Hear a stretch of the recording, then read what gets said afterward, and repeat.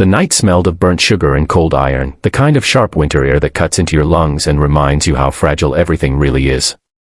Snow drifted down in soft, careless flakes, glowing under the carnival lights, while the carousel spun behind him like a dream that didn't belong to his life anymore.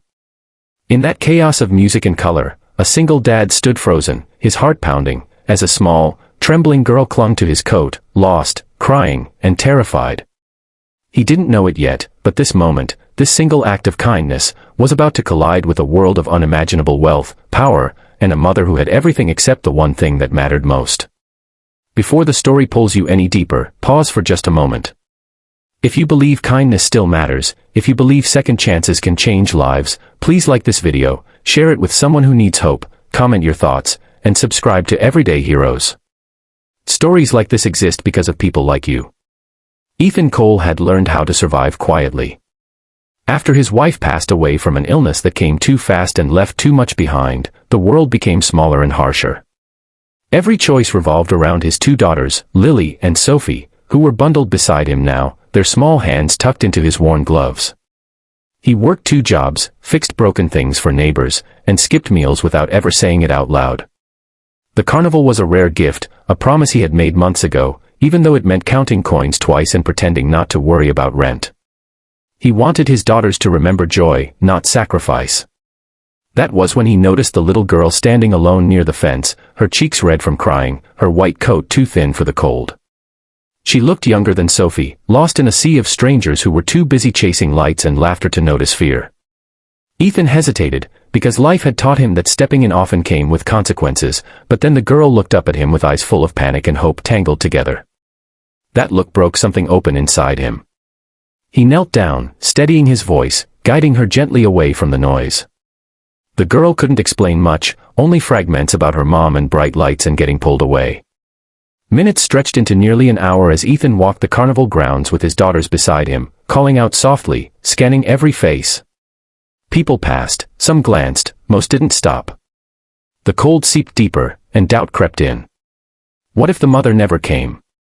What if this turned into something dangerous or complicated?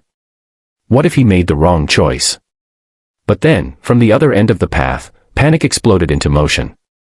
A woman in a red dress and white coat pushed through the crowd, her face pale, her hair loose as if she had forgotten herself entirely. Security followed, but she barely noticed. Her eyes locked onto the little girl, and the world seemed to tilt. Relief and fear crashed together as she rushed forward, dropping to her knees, pulling the child into her arms like she might disappear again. Ethan stepped back instinctively, ready to fade into the background like he always did. He didn't expect the woman to look up at him the way she did, with tears streaking her makeup and gratitude raw and unfiltered. She thanked him again and again, her voice shaking, and in that moment she didn't look powerful or rich or untouchable. She looked like a mother who had just faced her worst nightmare and survived. Ethan left before the crowd closed in. He didn't wait for recognition or reward. He just took his daughters home, hearts still racing, the carnival lights fading behind them. He told himself it was over, just a small good deed in a long list of quiet struggles.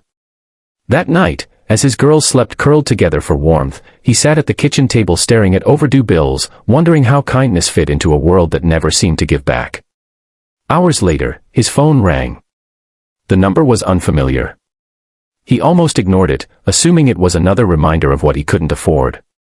But something told him to answer. The voice on the other end was calm, professional, and unexpected. The woman from the carnival wanted to meet him.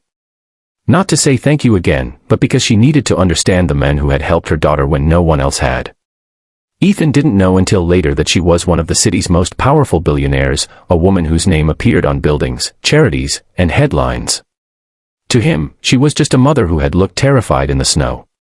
Their meeting took place in a quiet cafe the next afternoon, a space too elegant for Ethan's worn jacket and tired eyes. He almost turned around, feeling out of place, but then he saw her standing up, greeting him with genuine warmth.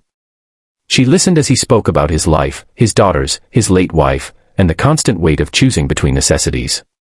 For the first time in years, he didn't feel invisible. She shared her own truth, one rarely seen behind polished interviews and boardrooms. She spoke about loneliness, about money that solved problems but never filled the silence of empty rooms. She admitted that her daughter was often surrounded by staff, schedules, and protection, but still managed to slip away in a moment of chaos. That realization haunted her. What began as gratitude slowly became something deeper. She offered help, not as charity, but as opportunity. She connected Ethan with a stable job managing maintenance for one of her foundations, work that respected his skills and paid enough to let him breathe. She insisted on it being earned, dignified, something he could be proud of. Life didn't change overnight, but it shifted. Bills stopped piling up. His daughter smiled more freely. Ethan started sleeping through the night without fear clawing at his chest. And through it all, the bond between two families grew quietly, naturally, rooted in that cold carnival night. The billionaire mother watched Ethan with his daughters and saw something she had been missing all along: presence. Not wealth, not status, but real attention and love. She learned from him. He learned from her. Their worlds didn't collide in a fairy tale way, they blended slowly, carefully, honestly. Near the end of this journey, before you hear how it truly settles into the heart, take a moment. If this story is touching something inside you, if it reminds you of compassion, resilience, and humanity, please engage with this video. Like it, share it, and let everyday heroes know these stories matter. Months later, on a quieter evening, the children played together under soft lights, laughter echoing instead of fear. Ethan stood back, watching, realizing that one choice, to stop, to help, to care, had reshaped his life in ways he never imagined. He didn't become rich overnight. He didn't lose his humility. What he gained was stability, respect, and the unshakable knowledge that kindness is never wasted. Before this story ends, we ask you for one special thing. Please comment below with a single word that describes how this story made you feel. Your words help keep stories like this alive. The snow would fall again someday. The world would still be uncertain and unfair. But somewhere in that vast, rushing crowd, a single dad's compassion had rewritten multiple futures. And that is why, even in the darkest moments, Everyday Heroes reminds us that ordinary people, choosing kindness, can change everything.